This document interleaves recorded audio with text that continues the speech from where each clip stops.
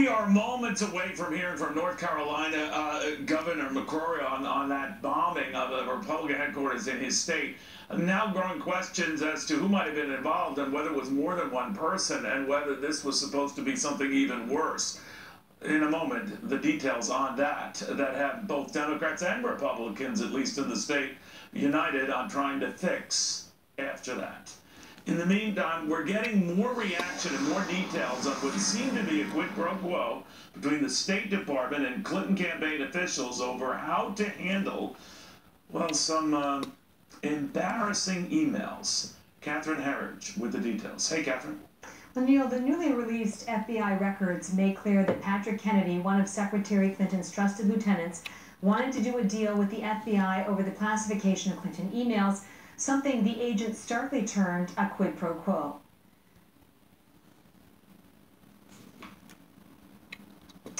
And there's no soundbite, so I'm going to keep going, Neil. You know how that happens every once in a while. Indeed.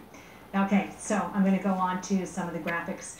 According to the newly released FBI interviews, Kennedy and an FBI agent discussed the swap. The FBI would downgrade a highly sensitive Clinton email to unclassified, and in return, the Bureau would get coveted slots for agents overseas. It reads in part, quote, redacted indicated he had been contacted by Patrick Kennedy, who had asked his assistance in altering the email's classification in exchange for a quid pro quo. And at a follow-up meeting with intelligence agency reps, the document showed Kennedy was determined to shield the emails from public release. That reads in part, Kennedy spent the next 15 minutes debating the classification of the email and attempting to influence the FBI to change its markings. I went to the briefing this afternoon where the State Department disputed the FBI's characterization.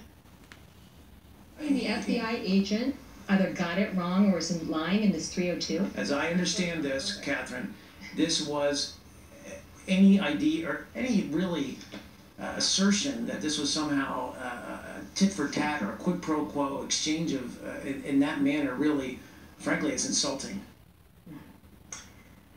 We've asked the FBI to provide us with an updated statement here at Fox News because the State Department spokesman clearly said that they believe the agents, and there were two involved in these interviews, got it wrong and were essentially incompetent and could not correctly characterize their interactions with Patrick Kennedy. Separately, Congressman Jason Chaffetz, who is the chairman of the Government Oversight Committee, and the Republican chairman of the House Intelligence Committee, Devin Nunes, have written to Secretary of State John Kerry, and they have asked him for the immediate removal of Patrick Kennedy. So this shows you how serious this issue is.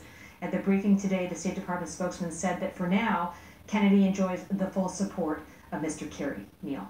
All right, now it goes something like this, that the FBI didn't reclassify that material. That's correct. So it That's stopped right correct. there. But obviously they were looking, if they can believe this, for some sort of arrangement. But it also comes at a time, Catherine, where initially when we got wind of these emails and this correspondence, Hillary Clinton said there were no such markings, classified or unclassified. And then we later learned that there was C for classified. What's the real score? Do we know? The real score is that this is ultimately one of the final batches of FBI investigated documents that were provided to Congress and now released to the public. And based on our review here at Fox News, there certainly is evidence to suggest a broader conspiracy to change the classification of the emails in a way that would benefit the State Department and would shield Hillary Clinton in any investigation. And that is not simply our assessment here at Fox News. That was the assessment of an FBI official who oversaw classification of documents and emails. This is a very serious matter. This was the conclusion of the FBI, not of Republicans and not of any news organization. And we will see, based on our reporting so far, there will be hearings after the election that specifically look at this issue, as well as the insertion of lawyers who worked for Hillary Clinton's personal attorney, David Kendall, at the State Department that circumvented the professionals there, and they were tasked with handling the emails. And based on the 302s, there's evidence that their job, again, was to change the classification markings in a way that would benefit the department and that would shield Hillary Clinton. Wow. All right, Catherine. Now to Judge Andrew Napolitano, what he makes of all of this. That sounds like pretty serious stuff, Judge. Well, it is serious stuff. I agree with Catherine, and I respect the sources on which Catherine is relying. Look, Neil, it is not uncommon for intra-agency conversations, the State Department, the FBI, the CIA, the State Department, to negotiate about the difference between, say, top secret and secret. It is also not uncommon for a classification to be changed by consent in order to broaden the array of people who can see it if they must see it and they lack the classified clearance for the higher marking. But it is absolutely unheard of to change the marking on a document after it's been subpoenaed and when it's been collected in a criminal investigation. Any alteration of it at that point, Neil, becomes either obstruction of justice or tampering with evidence, or if something is offered in return for the agreement to change the marking, an attempted bribe. So Catherine is quite correct. The FBI agents who are very unhappy about this and feel their hands were tied are justly angry. There's a serious problem here with the rule of law. And it tells me that someone somewhere told the FBI from day one, do not prosecute anybody in this Hillary Clinton investigation, no matter who they are or what the evidence against them is. You know, I'm linking two disparate events, Judge, but you'll bear with me, because if there was frustration on the part of lower-ranking FBI members with how this was handled and the audacity, let's say, the State Department official. And then later on, we hear FBI Director Comey, and that decision not to prosecute Hillary Clinton kind of ended there, and there was a great deal of anger over that. In fact, some members are actually apoplectic. Yes. There's a different kind of a reading from the top guy to the worker bees. They're not on the same page.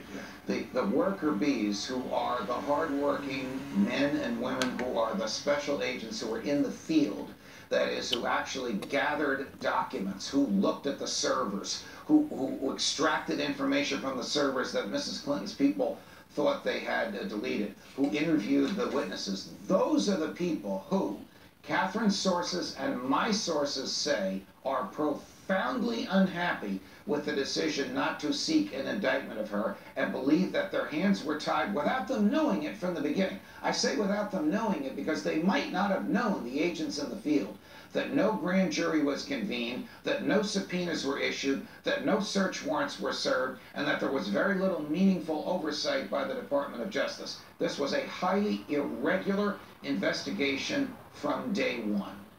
Wow, Jeff, thank you very, very much. Dennis Kucinich, now former Ohio Democratic Congressman, of course, presidential candidate. Dennis, any of this trouble you? Of course.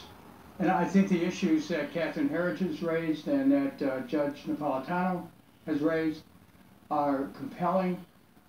If you look at Andrew McCarthy's piece in the National Review, he made it clear that this is a very political process, having very little to do with the scales of justice and having everything to do with the 2016 presidential election.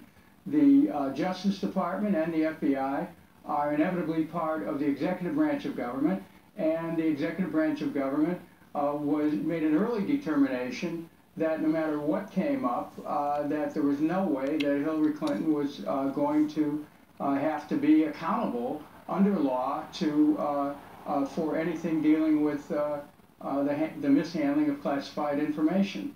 Do you think, though, Congressman, that any of these revelations are going to move the needle on the campaign? I only say that because there's some of the Bernie Sanders supporters' worst suspicions confirmed with sort of the doublespeak Hillary Clinton had regarding banks. She actually was quite friendly to them, went on free and open unfettered trade. She said behind closed doors, meeting with economists and market types, very different debating Bernie Sanders. We've gotten wind of what was in these speeches now, and we've gotten a sense of where Hillary Clinton was, diametrically opposed to the position she seemed to be taking on the stage with Bernie Sanders. Aren't a good many of those supporters going to come back and say, we knew it, we knew it? Well, it feeds into the distrust narrative. Neil, I think this election is still very fluid.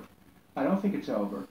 And the public will weigh all the information that comes up and then make a decision. there'll be a lot of impulse voting on election day of people who may, you know, for whom this issue of not just trustworthiness, but of the process itself could be determinative. So yeah. we'll see. I will say it is distressing to see the politicization of the justice system and the attempt by people in the State Department to try to shade the classified document process in favor of a outcome during the period in which these records were being subpoenaed. All right, Dennis Kucinich, thank you very much. Good catching up with you. Thank you. All right, I do want to show you the Dow today. Not a big story.